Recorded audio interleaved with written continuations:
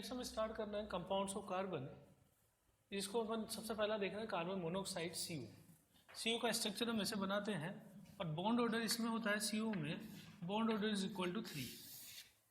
3 bond order इसलिए है क्योंकि 3 बॉन्ड हमें यहाँ दिखाई दे रहे हैं, एक एक कोऑर्डिनेट बॉन्ड है। इसी का एक रेजोनेटिंग स्ट्रक्चर मैंने इधर बना दिया। CO is highly toxic. इसका कारण अपन देखेंगे। टॉक्सिक फॉर मैन, एक्चुअली हम ये नहीं कह सकते कि टॉक्सिक सभी चीज़ों के लिए है, पर फॉर जो है एनिमल के लिए, मतलब वहाँ पर एनिमल या किसी भी लिविंग एंटिटी के लिए ये टॉक्सिक है। न्यूट्रल ऑक्साइड होता है, ठीक है। CO2 को अगर कार्बन से रिएक्शन करवाई जाए रेड हॉट कंडीशन में तो कार्बन मोनोऑक्साइड इज फॉर्म्ड, ठीक है। कार्बन मोनोऑक्साइड और हाइड्रोजन के मिक्सचर को बोलते हैं वाटर गैस। कार्बन मोनोऑक्साइड और नाइट्रोजन के मिक्सचर को बोलते हैं प्रोड्यूसर गैस। वाटर गैस बनाने का तरीका है कि कार्बन की रिएक्शन स्टीम से करवा देते हैं रेड हीट कंडीशन में, तो यहाँ ऑक्सीजन प्लस कार्बन मिलकर क्या बनाते हैं water gas. This is water gas. और कार्बन की एयर से रिएक्शन करवाएं, यानी कि ये एयर का मिक्सचर है जिसमें ऑक्सीजन और नाइट्रोजन दोनों है, तो कार्बन और ऑक्सीजन मिलकर CO बनाएंगे और नाइट्रोजन ऐसी कैसी रहेगी। This is producer gas. This is producer gas, ठीक है। कार्बन का एक इंपॉर्टेंट फंक्शन आता है मेटलर्जी में कि carbon can act as a reducing agent. Carbon can act as a reducing agent. तो कार्बन क्या कर सकता है, अगर हेमेटाइट ओर लूँ मैं Fe2O3 या Zn ओर लूँ तो कार्बन इसमें से ऑक्सीजन हटा लेगा और क्या बना देगा कार्बन मोनोऑक्साइड। तो कार्बन मोनोऑक्साइड बनाने का एक मेथड ये हो गया। Fe2O3 में भी सिमिलरली कार्बन अटैक करेगा ऑक्सीजन पे और अलग कर देगा CO। तो ये मेटलर्जी का प्रोसेस है जिसमें हम ऑक्साइड से मेटल को ले सकते हैं थ्रू रिडक्शन विद कार्बन। तो carbon is acting as a reducing agent. Laboratory में बनाने का इसका मेथड क्या है कि फॉर्मिक एसिड अगर अपन ले लें और फॉर्मिक एसिड की रिएक्शन करवा दे कॉन्सेंट्रेटेड H2SO4 से, it is dehydrating agent. Dehydrating agent का क्या काम होता है कि it can eliminate water, -H2 लिख दूं मैं, तो इस मॉलिक्यूल में से वाटर निकल गया तो सिर्फ क्या बच जाएगा कार्बन मोनोऑक्साइड। इसी तरीके से अगर मैं ऑक्जेलिक एसिड ले लूं तो ऑक्जेलिक एसिड होता है H2C2O4, ठीक है। यानी यहां पे क्या होगा, H2O निकल जाएगा, साथ में CO2 निकल जाएगी, साथ में CO निकल जाएगा। तो कॉन्सेंट्रेटेड H2SO4 से रिएक्शन कराएंगे तो it is dehydrating agent, water eliminate करेगा, साथ में 2 गैस बनाएगा CO along with CO2 gas.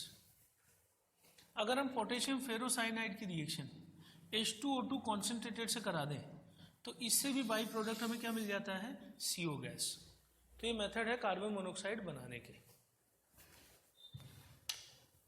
Next हम देख रहे हैं प्रॉपर्टीज ऑफ CO। तो CO is a colourless gas similar to CO2। It is odourless gas similar to CO2, but unlikely CO2 it burns in air with blue flame. तो अगर हम CO को oxygen में जलाने लग जाएं तो CO कन्वर्ट्स इनटू CO2, ठीक है।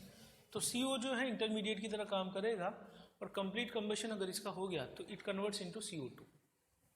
CO की एक खासियत होती है कि हमारी बॉडी में जो हीमोग्लोबिन होता है that is a complex of iron. Haemoglobin HB means haemoglobin, and haemoglobin is a complex of iron, complex of iron, ठीक। तो हीमोग्लोबिन क्या करता है कि हमारी बॉडी में ऑक्सीजन को अपने साथ कैरी करके बॉडी के डिफरेंट पार्ट्स में ले जाता है, ठीक है। जिसमें से ऑक्सीजन सबसे ज़्यादा कंज्यूम करता है माइंड, ठीक है। हमारे माइंड में सबसे ज़्यादा सप्लाई, जितना भी ऑक्सीजन पूरी बॉडी में खपत होती है उसमें सबसे ज़्यादा माइंड में खपत होती है। अब हीमोग्लोबिन और ऑक्सीजन का एक कॉम्प्लेक्स बनता है बॉडी में और वो पूरी बॉडी में हीमोग्लोबिन ऑक्सीजन को ले जाता है अपने साथ। लेकिन अगर CO मिल गया वहाँ, CO अगर बॉडी में चला गया कार्बन मोनोऑक्साइड, तो carbon monoxide have more tendency to bind with haemoglobin complex in compare to oxygen gas. तो उस केस में क्या होगा, हीमोग्लोबिन से ऑक्सीजन हटा लेगा ये और खुद आगे जुड़ जाएगा कार्बन मोनोऑक्साइड। तो उससे क्या होगा कि बॉडी में डिफरेंट पार्ट्स में जो ब्लड के थ्रू जो जाएगा वो गैस जाएगी CO। तो ऐसा होता है कि अगर किसी कमरे में कोई लकड़ी जल रही है, कोयला जल रहा है और इनकम्प्लीट कंबशन हो रहा है, यानी ऑक्सीजन कम मात्रा में है, तो होगा क्या कि उस केस में कार्बन मोनोऑक्साइड बनने लग जाएगी उस कमरे के अंदर, और बॉडी में CO2 जाने के बजाय हीमोग्लोबिन के साथ कंबाइन होकर CO गैस जाने लग जाती है। और धीरे धीरे क्या होता है कि बॉडी में डिफरेंट पार्ट्स में ऑक्सीजन की सप्लाई रुक जाती है, तो वो आदमी धीरे धीरे बेहोश होकर और उससे डेथ भी हो सकती है। तो carbon monoxide is poisonous in terms of this, because of this type of affinity towards haemoglobin. चलिए, कार्बन मोनोऑक्साइड मेटलर्जी में काम आता है। It is a powerful reducing agent. अब इसका रिड्यूसिंग एजेंट किसके साथ है? जैसे ZnO में CO डाल दूं मैं, तो ऑक्सीजन कंबाइन कर लेगा और जिंक मेटल इससे मिल जाएगा। CO किस में कन्वर्ट हो गया? CO2 में। इसी तरीके से PbO के साथ CO डालूं तो ये ऑक्सीजन कंबाइन हो जाएगा और CO2 बना देगा, और लेड मेटल हम इससे ले सकते हैं। ऐसे अगर मैं हेमेटाइट ओर ले लूं, मेटलर्जी में काम आता है ये। हेमेटाइट ओर पर अगर मैं CO डाल दूं तो ये ऑक्सीजन के साथ कंबाइन होकर क्या बना देगा? CO2, and iron can be extracted. Metallurgy की एक इंपॉर्टेंट रिएक्शन है कि निकल का प्योरिफिकेशन अगर हमें करना हो, for purification of nickel the process is called as Mond process. Mond process में हम क्या करते हैं कि इम्प्योर निकल की रिएक्शन हम करवा देते हैं कार्बन मोनोऑक्साइड से। अब क्या होगा? कार्बन मोनोऑक्साइड इस निकल के साथ कंबाइन होकर एक कॉम्प्लेक्स बना लेगी जिसको मेटल कार्बोनिल हम बोलते हैं, and it is sp3 hybridised. This complex is sp3 hybridised. ठीक है, निकल CO4 ये वोलेटाइल एक कंपाउंड बनता है। तो ऐसा होगा कि निकल कार्बन मोनोऑक्साइड के साथ जुड़ के वेपोराइज हो जाएगा in the form of this volatile compound complex. ठीक, और जो इम्प्योरिटीज है वो वहीं बच जाएगी कंटेनर में। हम क्या करते हैं? इस वेपर को कलेक्ट करते हैं और 250 डिग्री पे गर्म करना चालू कर देते हैं। निकल आ जाएगा उससे और CO टूटकर बाहर निकल जाएगी। तो जो निकल मुझे मिलेगा वो प्योर कंडीशन में मिल जाएगा। तो this process is called as Mond process. ठीक, अब CO can act as a ligand. Coordination compound में हम ये देखते हैं कि CO is very powerful ligand. CO is powerful ligand, या इसको मैं ऐसे बोलूं स्ट्रॉन्ग लिगेंड। और जो लिगेंड होते हैं that works as a Lewis base. तो मेटल के वैकेंट ऑर्बिटल में ये अपने लोन पेयर को रख देता है और ये मेटल कार्बोनिल बना सकता है। ठीक, तो इसमें अपन ये बात कर रहे थे कि CO जो लिगेंड होता है it is a very strong ligand, it can work as a Lewis base, और बहुत अच्छी टेंडेंसी होती है CO की मेटल के साथ जुड़ने की। तो मेटल कार्बोनिल बनाते हैं ये, और ये लोन पेयर अपना इसको देकर दोनों के बीच में कोऑर्डिनेट बॉन्ड बन जाता है। The compound is called as coordination compound. ये यही कंपाउंड है, मेटल कार्बोनिल बोलते हैं इसे। This compound is metal carbonyl. और मेटल कार्बोनिल में बैक बॉन्डिंग पॉसिबल है, तो यहाँ से इसको मैंने बैक बॉन्ड को इस तरीके से बनाया है। पार्शियल डबल बॉन्ड हो जाने के कारण इसमें बहुत स्ट्रॉन्ग बॉन्ड बन जाता है, and it is called as a strong ligand. Iodometric titration में हम क्या करते हैं? आयोडीन रिलीज करवाते हैं। अब यहाँ मैंने किसका केस लिया है? I2O5 की रिएक्शन CO से कराई है। CO इस ऑक्सीजन को ले लेगा और आयोडीन को फ्री कर देगा। इस आयोडीन की फर्दर मैं टाइट्रेशन करवा सकता हूँ with hyper solution. Hyper solution कहते हैं हम Na2H2O3 की, और लास्ट में प्रोडक्ट बनता है NaI प्लस Na2H4O6। ठीक है, तो CO can be used in आयोडोमेट्रिक titration. आयोडोमेट्रिक titration में क्या कर रही है? ये ऑक्सीजन को लेकर CO2 कन्वर्ट हो जाएगा और आयोडीन फ्री होगा। This iodine can be estimated through titration by the help of hyper solution which is Na2H2O3। Na2H2O3। अगला कंपाउंड हम देख रहे हैं कार्बन डाइऑक्साइड। इसको हम लिखते कैसे हैं? CO2 से। ठीक है, कलरलेस गैस होती है, ऑर्डरलेस गैस होती है, और ये टेस्टिंग है CO2 गैस का कि कार्बोनेट आयन पर अगर मैं एसिड डाल दूं, तो कार्बोनेट आयन पर अगर एसिड HCl डाल दिया जाए तो H+ इस पर अटैक करेगा और ये टेम्परेरी क्या बनाएगा? H2CO3 carbonic acid. अब as carbonic acid is unstable, carbonic acid unstable होता है तो ये तुरंत टूटकर कौन सी गैस रिलीज करता है? CO2 gas. अब CO2 गैस को हम कैसे आइडेंटिफाई करते हैं कि जो CO2 गैस निकल रही है, चूंकि ये कलरलेस ओडरलेस गैस है तो इसे पहचानना मुश्किल है। हम क्या करते हैं, CO2 गैस को लाइम वाटर में से पास कर देते हैं। लाइम वाटर किसे बोलते हैं हम, कैल्शियम हाइड्रोक्साइड का सॉल्यूशन CaOH2। तो चूंकि ये एसिडिक गैस होती है, CO2 इज एसिडिक गैस, और जबकि COH2 क्या है, बेसिक कंपाउंड। तो एसिड और बेस की रिएक्शन होगी और इनसे सॉल्ट बन जाता है calcium carbonate. Calcium carbonate is insoluble salt. अगर ये इनसॉल्युबल सॉल्ट है तो ये PPT की फॉर्म में ऊपर आ जाता है and the colour of PPT is white. तो कैल्शियम कार्बोनेट का वाइट PPT देखकर हम CO2 को आइडेंटिफाई कर सकते हैं। अगर हम कैल्शियम कार्बोनेट के PPT बनते समय अगर उसी में मैं CO2 एक्सिस में पास कर दूं तो ये PPT वापस इससे रिएक्शन करके कैल्शियम बाइकार्बोनेट बना देता है and that is colourless solution is formed. यानी कि वाइट जो PPT था वो वापस कलरलेस सॉल्यूशन में कन्वर्ट हो जाता है। तो CO2 का टेस्टिंग ऐसे ही है, कार्बोनेट आयन पड़ा हुआ है, HCl हमने डाला, CO2 गैस निकलने लगी, उस CO2 गैस को लाइम वाटर में से पास करते हैं तो कैल्शियम कार्बोनेट का वाइट PPT और एक्सिस में CO2 पास करने पर वापस से सॉल्यूशन कलरलेस हो जाता है due to formation of calcium bicarbonate. CO2 का स्ट्रक्चर हम इस तरीके से बना सकते हैं, ठीक है, और ईच का this carbon is sp hybridised. CO बनाने का मेथड क्या क्या है, कैल्शियम कार्बोनेट लाइम स्टोन को अगर गर्म कर दिया जाए तो ये गर्म करके ऑक्साइड में बदल जाता है और CO2 गैस निकाल देता है। सोडियम बाइकार्बोनेट की रिएक्शन HCl से करवा दें हम, ठीक है, तो H+ अटैक करता है बाइकार्बोनेट आयन पे, Cl- अटैक करता है Na पर। NaCl के साथ बन जाता है carbonic acid H2CO3 that is unstable. तो ये तुरंत क्या दे देगा, H2O+ CO2 गैस। बहुत पॉपुलर रिएक्शन है कार्बन का कंबशन ऑक्सीजन के साथ CO2 और कार्बन मोनोऑक्साइड का कंबशन O2 के साथ CO2, ठीक। CO2 को हाई प्रेशर पे हम वाटर में डिजोल्व करवा सकते हैं। यहाँ हेनरीज लॉ लगता है तो डिजोल्व्स इन वाटर, और ये डिजोल्व होने की वजह से इस कंपाउंड को क्या बोलते हैं, सोडा वाटर। तो what is soda water, it is the mixture of H2O and CO2 gas, the gas is dissolved at very high pressure। अगर हम Na2CO3 लेकर सोडियम कार्बोनेट लेकर वाटर और उसमें CO2 मिला दें तो ये NaCO3 सोडियम बाइकार्बोनेट में बदल जाता है। अब एक्चुअली ऐसा होता है कि सोडियम बाइकार्बोनेट जो है, सोडियम बाइकार्बोनेट को गर्म कर दूं मैं तो वापस ये रिएक्शन इसमें भी चली जाती है। तो this reaction is reversible reaction, यानी कि सोडियम कार्बोनेट वाटर और CO2 मिलकर सोडियम बाइकार्बोनेट, बाइकार्बोनेट हीटिंग के बाद sodium carbonate plus CO2 plus H2।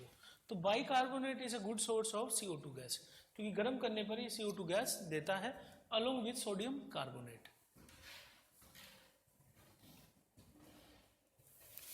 अब देखिए CO2 का जो स्ट्रक्चर है इसकी 3 रेजोनेटिंग फॉर्म्स है।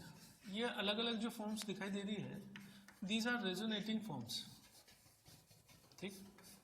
अब इसमें अपन ने क्या किया है, 2 जगह डबल बॉन्ड बनाए हैं। अगर एक डबल बॉन्ड इधर आ जाए तो यहाँ बन जाएगा O- और O- और दूसरी तरफ आ जाएगा ट्रिपल बॉन्ड। तो एक रेजोनेटिंग स्ट्रक्चर इसका ये है। अगर डबल बॉन्ड इधर आ जाए तो ये बन जाएगा, और डबल बॉन्ड इधर आ जाए तो ये बन जाएगा। तो रेजोनेटिंग स्ट्रक्चर्स हैं। अब एक्चुअली क्या होता है कि जो CO बॉन्ड लेंथ है ये 121 पिकोमीटर है, जबकि ट्रिपल बॉन्ड जो लेंथ है, डबल बॉन्ड की लेंथ 121, ट्रिपल बॉन्ड की 110, और CO bond length in CO2 वो कितनी होती है, 115 इन दोनों के बीच में, ठीक है। और वैसे कायदे से तो क्या होनी चाहिए थी, 121 होनी चाहिए थी, लेकिन इसका इंक्लाइनेशन किधर की तरफ हो गया है, ट्रिपल बॉन्ड की तरफ। तो उसको कहाँ से एक्सप्लेन किया है हमने, उसको एक्सप्लेन किया है रेजोनेंस से। यानी होता ये है कि ये डबल बॉन्ड और ट्रिपल बॉन्ड दोनों के बीच में इसकी लेंथ पाई जाती है। वैसे बॉन्ड ऑर्डर अगर मैं निकालूं तो बॉन्ड ऑर्डर तो इसका परफेक्टली कितना आएगा, bond order is perfectly is equal to 2। तो बॉन्ड ऑर्डर 2 के हिसाब से क्या आना चाहिए था, लेंथ इतनी आनी चाहिए थी, पर प्रैक्टिकल लेंथ उससे थोड़ी सी कम आती है, ठीक है। अच्छा, नेक्स्ट हम बात कर रहे हैं कार्बोनिक एसिड को। कार्बोनिक एसिड कैसे बनाते हैं कि H2O में CO2 डिजोल्व करवा दें हम तो इट फॉर्म्स कार्बोनिक एसिड। और कार्बोनिक एसिड जो है ये वीक एसिड है, तो ये यहाँ से क्या करेगा, H+ देगा और बाइकार्बोनेट आयन में बदल जाता है। हमारी बॉडी में CO2 एब्जॉर्ब होती है और कार्बोनिक एसिड बनाती है, और कार्बोनिक एसिड टूटकर HCO3 माइनस आयन बनाता है।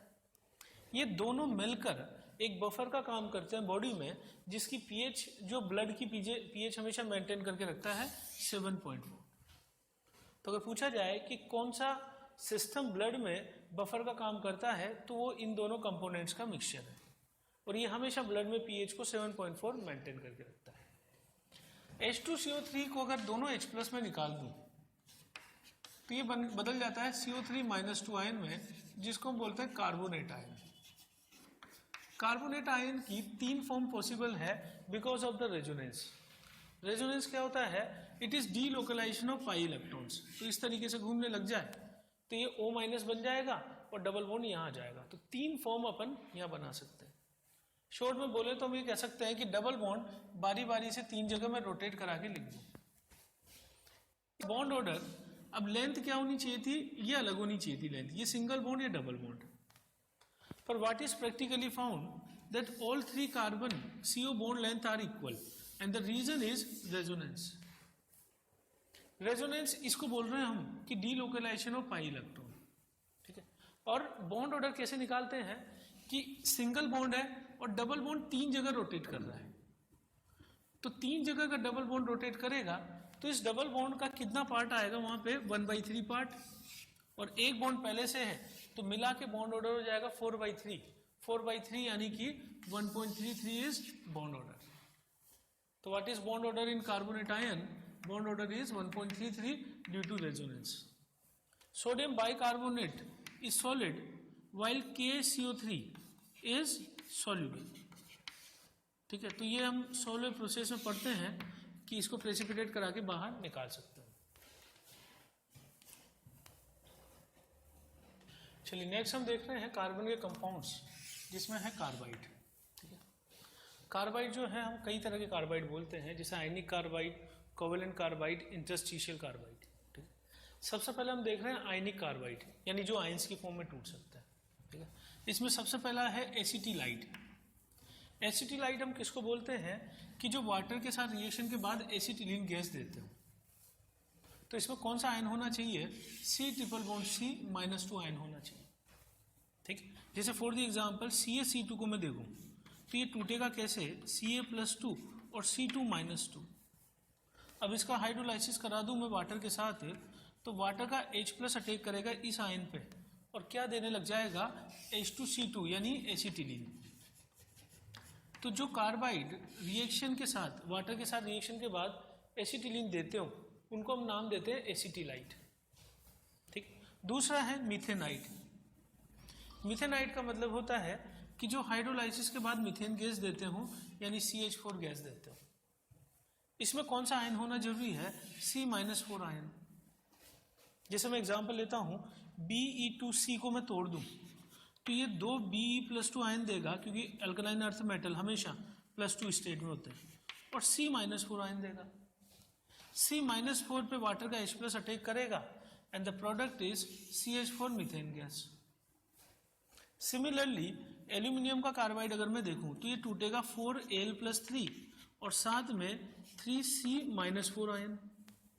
इस पे वाटर का H+ अटैक करेगा और ये क्या बनाने लग जाएगा? CH4 gas.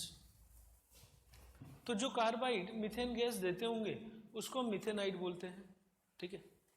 इसके बाद है तीसरा एलिलाइट्स। एलिलाइट जो है, it gives allyl compound, common name है C3H4। इसको हम प्रोपाइन भी बोल सकते हैं, ठीक है। तो एलाइल C3H4 देने के लिए आयन उसमें होना चाहिए C3-4 आयन, और ये इसका स्ट्रक्चर है, ठीक है। तो जैसे मैं एग्जांपल लेता हूं Mg2C3 का, इसको मैं तोड़ दूं तो ये 2Mg+2 देगा और साथ में देगा C3-4 आयन। इस पे वाटर का H+ अटैक करेगा तो अटैक कर कर कंपाउंड क्या बना देगा? C3H4। और है इसको हम बोलेंगे 1 प्रोपाइन, या फिर इसी का एक कॉमन नेम है एलाइल, C3H4। दूसरा जो कार्बाइड हम देख रहे हैं ये है कोवेलेंट कार्बाइड। कोवेलेंट कार्बाइड हम किसको बोलेंगे? कि जिसमें कार्बन का बॉन्डिंग होगा।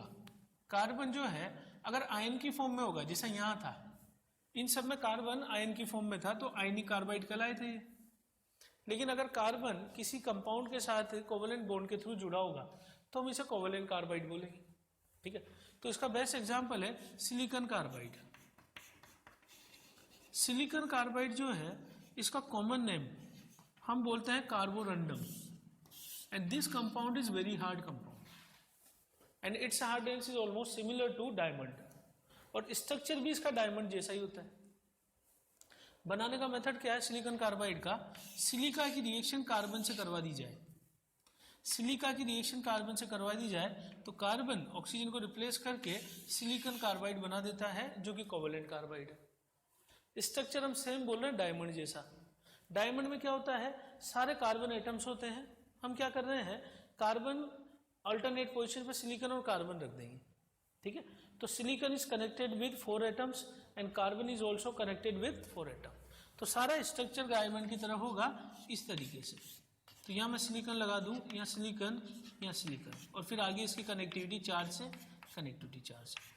तो structure is similar to diamond of silicon carbide, compound is very hard. Carbide हम देख चुके हैं, आयनिक कार्बाइड, कोवेलेंट कार्बाइड। तीसरे टाइप का कार्बाइड है इंटरस्टिशियल कार्बाइड, या इसको हम मेटलिक कार्बाइड भी बोल सकते हैं। इसका जो एग्जाम्पल है वो है टंगस्टन कार्बाइड, जिसको हम सिंपली लिखते हैं WC से। अब टंगस्टन कार्बाइड कैसे बनता है कि मैं टंगस्टन के मेटल एटम्स बना दूं, ठीक है।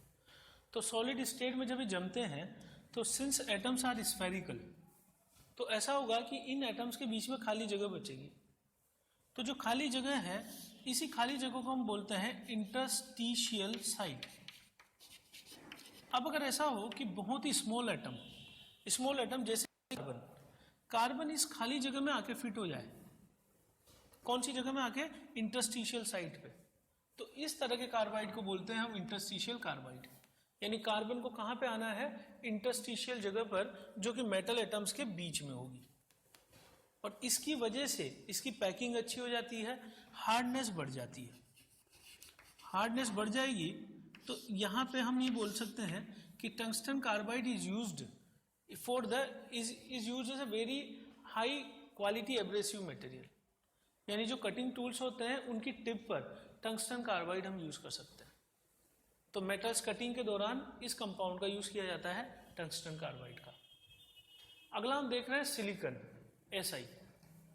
तो SiO2 सिलिका जिसको हम बोलते हैं, अगर सिलिका की रिएक्शन कार्बन मोनोऑक्साइड से करा दी जाए तो it is a very good reducing agent.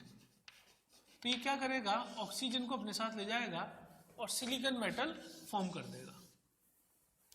दूसरा तरीका है सिलिकॉन डाई टेट्राक्लोराइड की रिएक्शन Mg से करा दे तो magnesium is more reactive metal. ये मैग्नीशियम क्लोरीन से MgCl2 बना देगा और अलग कर देगा सिलिकॉन मेटल। ऐसे ही मैं SiCl4 की रिएक्शन करा रहा हूँ जिंक से, जिंक इस पर रिएक्ट करके ZnCl2 बना देगा, अलग कर देगा सिलिकॉन मेटल। तो सिलिकॉन लेने के ये तरीके हैं। अगला हम देख रहे हैं compounds of silicon. Compounds of silicon में सबसे पहला जो कंपाउंड है ये है सिलिकॉन डाइऑक्साइड, जिसको हम लिखते हैं SiO2। इसका जो कॉमन नेम है वो सिलिका बोला जाता है, इसे कॉमन नेम है सिलिका, और बहुत प्योर फॉर्म होगा इसका तो that is called as quartz. तो क्वार्ट्ज भी सिलिका का ही एक फॉर्म है। पीजो इलेक्ट्रिक मटेरियल है जो कि घड़ियों में काम आता है, क्वार्ट्ज, ठीक है ना। ये क्या करता है, इलेक्ट्रिसिटी पास करते हैं तो उसको मैकेनिकल एनर्जी में कन्वर्ट कर देता है, यानी कि कंपन होने लग जाएंगे उसके अंदर, जिसको हम पीजो इलेक्ट्रिक बोलते हैं। चलिए, तो सिलिकॉन डाइऑक्साइड को हम बोलते हैं सिलिका, कॉमन नेम। अब सिलिका का स्ट्रक्चर CO2 की तरह होना चाहिए था। CO2 इस तरीके से स्ट्रक्चर होता है, ये sp हाइब्रिडाइजेशन इसके अंदर पाया जाता है CO2 के अंदर। पर SiO2 का स्ट्रक्चर ऐसा नहीं होता है। उसका कारण यह है कि इसका डबल बॉन्ड तो स्ट्रोंगर है क्योंकि यहां पर ज्यादा ओवरलैपिंग पाई जाती है, मोर ओवरलैपिंग। लेकिन अगर मैं इस केस में बात करूं तो यहां पे ओवरलैपिंग में काम आ रहे हैं P और 2P और ये 3P। चूंकि एनर्जी गैप डिफरेंट हो जाएगा तो सिमिलर अगर ऑर्बिटल करेंगे 2P और 2P वाले अगर ओवरलैपिंग कर रहे हैं तो ये स्ट्रोंगर पाई बॉन्ड बना रहा है। लेकिन यहाँ पर ओवरलैपिंग कर रहे हैं 3p और 2p, तो ये बॉन्ड जो है रिलेटिवली वीकर बनेगा। हम इसको ऐसे भी समझ सकते हैं कि बॉन्ड लेंथ ज्यादा होगी क्योंकि सिलिकॉन बड़ा आइटम है, तो जितनी बॉन्ड लेंथ बढ़ती जाएगी वीकर बॉन्ड होता जाएगा। तो ये डबल बॉन्ड वीकर होता है क्योंकि लेस ओवरलैपिंग होती है। तो SiO2 is not found in this form. ये करता क्या है कि ये सिलिकॉन 2 ऑक्सीजन से जुड़ने की बजाय डबल बॉन्ड से ये 4 ऑक्सीजन से जुड़ जाता है इस तरीके से, यानी इसने दोनों डबल बॉन्ड को 4 सिंगल बॉन्ड में कन्वर्ट कर लिया और 4 ऑक्सीजन इसके आसपास आ गए। हर सिलिकॉन के आसपास 4 ऑक्सीजन, हर ऑक्सीजन जो है वो किससे कनेक्टेड है, सिलिकॉन से, और हर सिलिकॉन के आसपास आगे मैं 4 ऑक्सीजन बना दूं इस तरीके से, तो ये एक लंबी चेन फॉर्म करेगा इस तरीके से, ठीक है। सेम ऐसा ही स्ट्रक्चर डायमंड का था, ठीक है ना, डायमंड जैसा स्ट्रक्चर है। इस स्ट्रक्चर को हम बोलते हैं 3 डायमेंशनल कोवेलेंट नेटवर्क, और इस मॉलिक्यूल को हम बोलते हैं जायंट मॉलिक्यूल। बहुत बड़ा मॉलिक्यूल बनेगा, इस वजह से ये कंपाउंड, चूंकि covalent compound CO2 is a gas but silica is a solid compound. अब सिलिका सॉलिड क्यों है, उसका कारण यहां से आता है। CO2 में तो यहां पे ये मॉलिक्यूल यही रुक गया, लेकिन SiO2 में क्या हुआ, एक लंबी चेन बना ली, और लंबी चेन किस वजह से बनाई, 3 डायमेंशनल कोवेलेंट नेटवर्क की वजह से, और लंबी चेन की वजह से ये मॉलिक्यूल बन गया जायंट मॉलिक्यूल, ठीक है। अब इस लंबी चेन की वजह से बहुत सारे एटम एक साथ जुड़े हुए रहेंगे तो ये सॉलिड फॉर्म में आ जाता है। बहुत ज्यादा हार्ड कंपाउंड है और बॉइलिंग पॉइंट और मेल्टिंग पॉइंट इसका हाई है because of 3 dimensional covalent network, जो कि रीजन है डायमंड के अंदर। तो डायमंड में भी ऐसा ही स्ट्रक्चर पाया जाता है। अगर मैं हाइब्रिडाइजेशन की बात करूं तो each silicon is connected to 4 atom, तो मैं स्टेरिक नंबर इसका बोल सकता हूं 4, और हाइब्रिडाइजेशन इस कंपाउंड का बोल सकता हूं sp3। तो what is hybridization in silica, the hybridization is sp3।